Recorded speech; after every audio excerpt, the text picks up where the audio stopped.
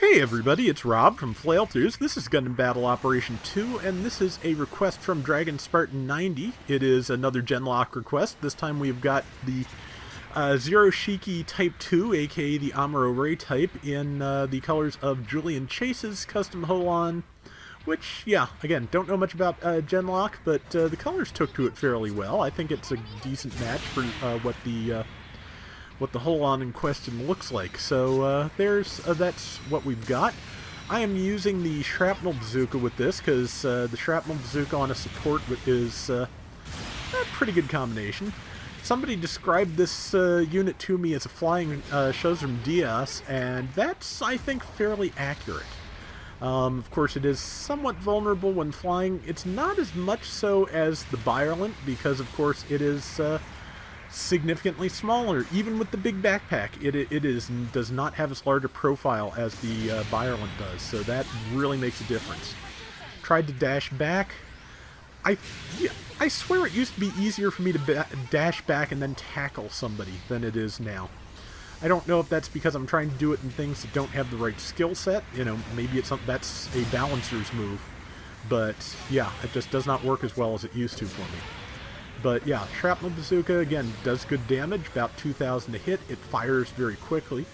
Trying to reach around that corner and kill that person, but I don't quite have the range, and I'm out of boost, so it's time to sit down. The Zero Shiki Beam Rifle as a sub-weapon does not charge, but it fires even faster than the normal Zero Shiki Beam Rifle. So, it does about, like, less than 1,000 damage per hit generally, but it, again, just fires quick, can stun with enough hits. It's a solid weapon. And, yeah, it's got, as I recall, I wind up using the shoulder cannons probably less than anything else, because the bazooka does a much better damage and is easier for me to target in the air. But I'm trying not to spend all my time in the air because I am a target up there, but if I need to get from one level of the ruined city to another in a hurry, it's useful to be able to do. You saw me do it at the beginning of the round when I used the bridge to get away from, I think, a Hyakushiki that is around here. This is going to be another round, as I recall, where the raid finally learns my existence and then manages to really wreck me for a good while. That may be it right there, in fact. We'll find out when I explode. But, yeah, this isn't, like, the best round. Yep, that's a Hyakushiki. This isn't the best round. It's the best I've gotten, but I feel like I was pretty effective without getting myself surrounded and killed, and without, you know, getting knocked out of the sky too much, so even though my stats are not the best, I felt like this was a pretty good demonstration of the unit and what it can do, so I wanted to go with this one. Also, I just plain had fun, so those are the ones that I like to run when I can, because, you know, fun. It's good. Yeah, that's, you put that on a t-shirt, but, let's see, trying to shoot around my allies. I should have switched to the beam rifle, but, yeah, didn't quite get it done. Now I'm just pulling back because they are starting to fire back. But yeah, there's a couple people there. Yeah, managed to get that GPO-3 as it dashed across. And I should probably get under the bridge so nothing else can target me, but I have not thought of that yet. But yeah, managing to get some light shots in. And yeah, 2,000 damage. The Zero Shiki does have the same thing the Violent does, where it does less damage in the air. I feel like here it's a little more justified than it is on the Violent. You know, the Suicide Triangle needs all the help it can get. This, when it's not, you know, being run down by a Hyakushiki as I am being, it can hold its own a little bit better, I think, than the Violent. So, that's just my opinion, though. It's, you know, it's still tricky to use, as flying mobile suits tend to be, but I kind of like it. So, it's not bad. Let's see, we are about 700 points behind with 3.5 minutes left. That's not the end of the world. It's not even close to the end of the world, frankly, so yeah, pretty good.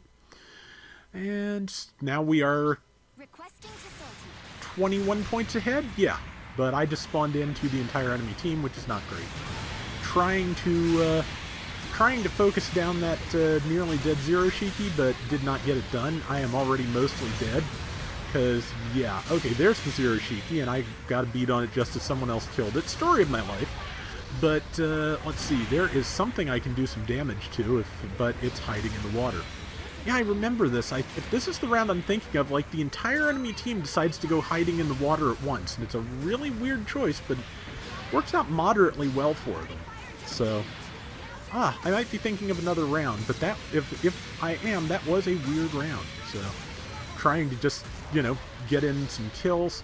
The other thing that flying really does for you here is the fact that, and I'm getting around the corner because I saw that, whatever it is, yep, it's the Shiki, you know, bearing down on me, but, yep, I'm dead. But yeah, the, other useful thing about flying here in the Ruined City, as you've been seeing, is when I get some elevation, it's easier for me to, get some shots off than it otherwise is. So, you know, I was trying, if I had just gone flying over the bridge rather than just try and shoot, you know, through my team earlier, and I was trying to take out that one person, I might have been able to do it. But 2 minutes left. We've got a 3,000 point lead for the moment. Okay, closer to 2,500 now. But yeah, so gonna go flying because it's the easiest way to catch up with the team. Got people isolating a couple of targets. I can keep my distance and pick when to shoot and where. Because, yeah, the shrapnel bazooka, you have to have better aim the farther away you are, obviously, but shrapnel bazooka does good damage without having to get particularly close. So, yeah, great weapon for this. And the Shiki is on me.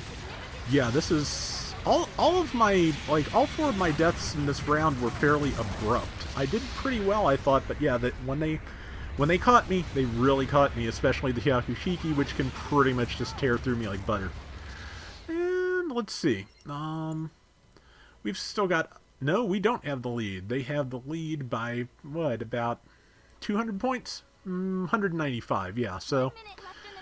but we've got a minute left to change that, and I'm just waiting to spawn in. Here we go. And it is time to be off and find something to shoot. I'm going to just take the skies, which of course ends my iframes, but yeah, this was a pretty good round, I think, largely because people were not focusing me most of the time. Sometimes they do, but they were not just, you know, knocking me out of the sky and shredding me, which is pretty much, you know, that's the Byerland experience. So I did not get the Byerland experience in most of the rounds I played with this, so... you know, I think that's going to end up being a right place, right time deal, but this was, for the most part, the right place and time. We are so close to having the lead, and I'm just trying to keep myself alive and trying to kill something. But yeah, I'm going to start calling for help, because yeah, as close as it is, we need to kill something, and if I get killed, we are not going to get it. Yeah, just one more. Yeah, we just got the one more, and now just everybody has to live. Everyone has lived. Or if somebody didn't live, they... you know, they managed to get away, so, or they did not score enough points by killing them to win the round. We won. Oh, the brain. But it is after 3 a.m. because this is when it's actually quiet and cool in the house, so... 4 kills, 4 deaths, 2,400 points, 52,000 damage. Not my best work, but again, with this particular suit, I felt like it was a pretty good round.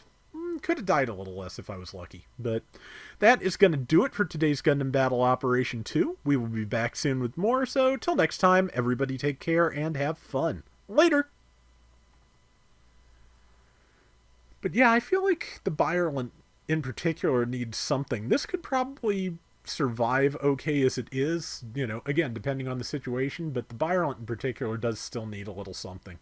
We'll have to see what they do with it. They might do like the Blue Destiny Unit 2 and like wait a year and a half and then unnerf it. Who knows?